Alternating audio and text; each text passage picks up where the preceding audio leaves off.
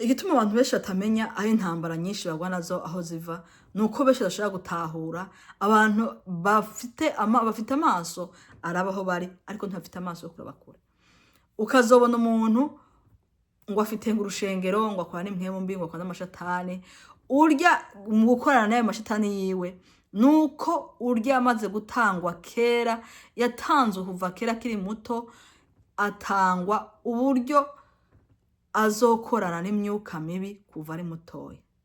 Rero wewe yaciye ayoboka arabikora. Muko kuyoboka rero ni kurya yaraje imyuka ya karande y'imiryango ntabwo yigeze ayivamwo ahubwo yayigumyemwo. Amaze kuyigumamwo nubwo yinje mu byo gukizwa ntiyigeze akizwa neza, yagumye muri bya bindi. Hanyuma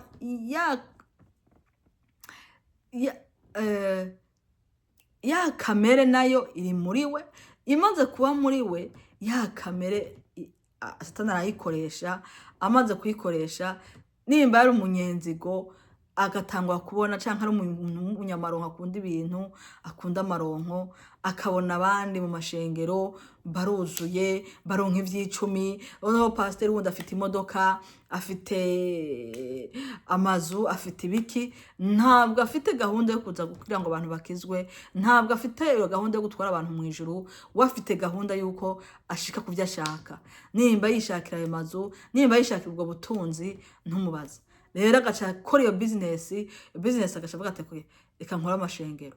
Mwico gihe Satani azokura muri ya kamere yiwe, iyo kamere amaze kuyikoraho azogenda baza mugenzi we ati mbega wewe kugira ngo bigende ku byagenze gute, azomurangira ati nagiye hariya namba ari za Nigeria, nimba ari za hehe ntabwo mbizi, ati bampa bigende ukuntu kunuko. Ejo umupasiteri agende hariya muhe bya zambaraga, bamaze kumuha zambaraga acaza akore mu ishengero, yica abakristo, yica abantu, wewe ariko aviza iki? Ariko aviza gushaka bwa butunzi bwiwe yashakaga. Rero mwico gihe azuba ariko arakora Satani, abaye ca gitambo kimwe yatangwa kiri muto cyo gukora Satani, kimwe yatangwa kiri muto cyo kugira ngo akorere Satani. Rero mwico gihe ico gitabo cyo gukora Satani bari ko arabikora kuko babaye umukozi wa Satani. Igihe ya miryango yakorana, igihe bya bisoko byakorana biriko bikora ya migenzo, hari umuryango w'abatu umuryango turawuguhaye. Mwico gihe rero uvuga ngo umuryango turawuguhaye, uwo muryango byo biraza bikanoma bikavuga ati tuzomukoresha iki niki niki, bivanye yuko yashobora kuba ari umukozi w'Imana, Imana yamuremeye ati vuga uti nzomukoresha azomukozi wanje. Ariko ashitse kugira ngo abe umukozi w'Imana akora ivyo Imana igomba, ntiyabikora, ahubwo yaca yica izindi nzira. Sinamenye uburyo bwo kumufata. Amaze kumenya uburyo Satani bwo kumufata aramukoresha. Rero babaye igitambo ca Satani cyo gukora ibi bya Satani, abaye umukozi wa Satani.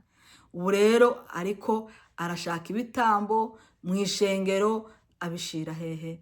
Abishira Satani. Niyo mpamvu rero abantu mwese mukwiye kuba maso, ata mpamvu kuko iki n'igihe cyuko Satani akora ku rwego rudasanzwe.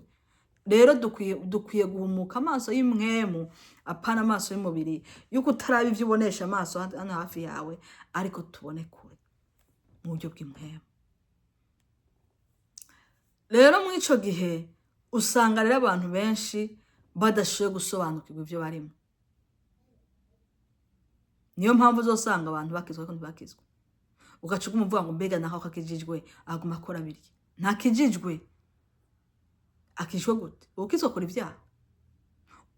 Ijambo ry'Imana tubwira ngo ndi mu ntambara ngwana n'ivyaha. Nuko rero ukwiye kuba mu ntambara yo ngwana n'ivyaha.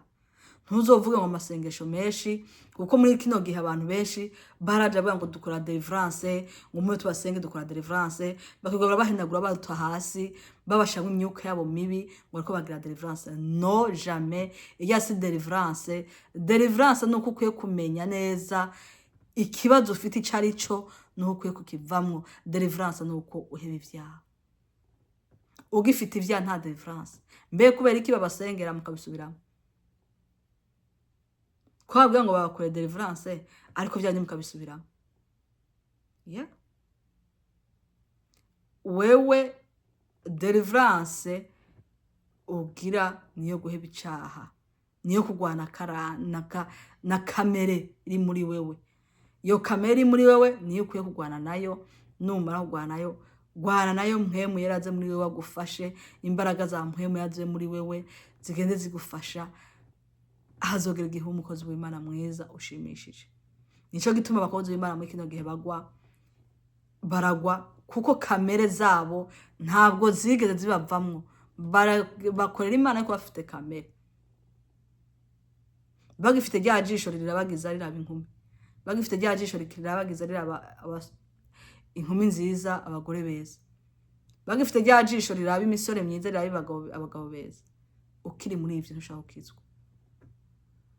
Iyo rero umaze guheba kamere kamara gucika muri wewe, ijisho ryaraba inkumi, ijisho ryaraba imisore, ijisho ryaraba abagabo, ijisho ryagira ntiriba rigisoka kuraba.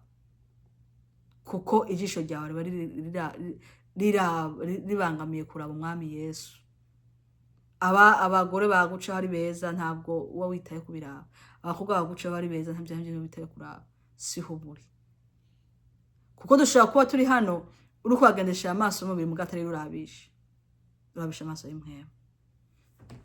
Niyo mpamvu rero umuntu wese uzi yuko gifite ico kibazo kandi ni vyinshi birahari, gerageza uburyo bwose bwo kwiye kurandura kamere muri wewe. Wamutanezererwa na mugenzi wawe wateye imbere, menya ko ufite kamere y'inzigo n'ishari muri wewe.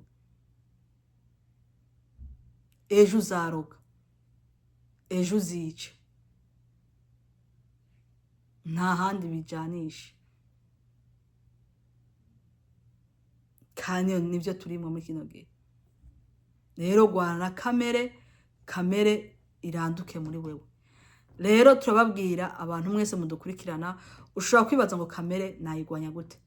Shira nimero yawe muri comment, hanyuma mutubwire tuzobafasha. Je numva ari uko. Hanyuma umuntu atarakizwa nta handi nakubwira ngo wagwaniriza karande z'umuryango. Nta yindi nzira n'imwe nakubwira wacamo. Inzira wacamwo ni inzira yo gukizwa, niyo nzira yo kugwanya karande y'imiryango kugira ngo ishobore kukuvaho burundu. Kuko turazi neza kenshi abantu benshi bagendera muri iyo myuka ya karande bahura n'ibibazo byinshi, ariko mu byo bibazo bahura navyo iyo baza kubikirira, baza kubigongo bagiye kubigwaniriza, ntabwo bagenda gukizwa, ahubwo biruka mu bapfumu. Mu bapfumu naho none waribwa n'inzoka ukitwara kuri sato. Nimba uri kugwana na Satani ukaja kwitwara mu bapfumu, n'uruwa Satani. Rero nimba ukiri muri iyo nzira ukigenda, muntu utarakizwa nuko ukwiye gukizwa, ukakira Yesu Kristo nk'umukiza wawe kugira ngo ushobore kuva mu iyo myuka ya karande igukurikirana. Iyo niyo nzira yo gukizwa. Muntu wakijijwe nawe ukaba ugikurikirana iyo myuka ya karande, ico ukwiye gukora nuko ukwiye kuva muri kamere ukagwana kamere zikakuvamwo kugira ngo mpwemu yera azaganze muri wewe, hanyuma iyo myuka ya karande ikuveho.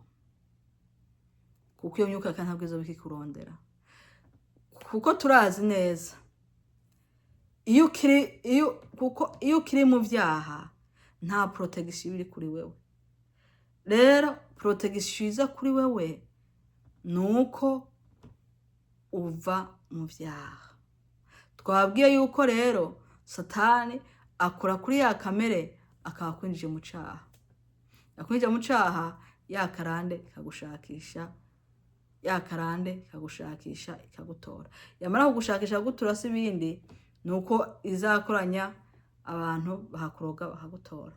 Yaba ari mu miryango wanyu baragutora, yaba mu bana baragutora, yaba bava hehe hose baragutora. kuko bari ku murimo. Protection ku buzima bwawe nuko uva mu caha ukaba ukijijwe. Protection yawe rero ni ugukizwa neza, niyo protection ku mukristo.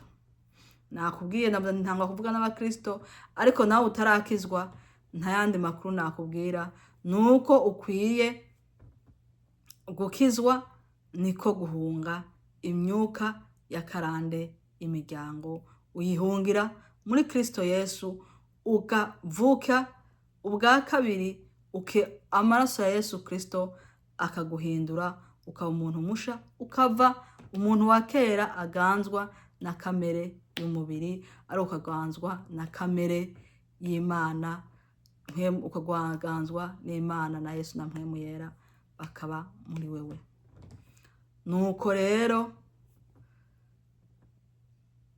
rero icigwa cacu kigenze, kandi tukaba tubasaba yuko mukwiye abakeneye ubufasha, abakeneye ubufasha bw'ukuntu babivamwo n'inzira banyuramwo nuko vyagenda, turabahamagarira kuja muri comment mushireyo nimero zanyu, mutubwire yuko mudukeneye, twe tuzobashaka tubarondere tuvugane.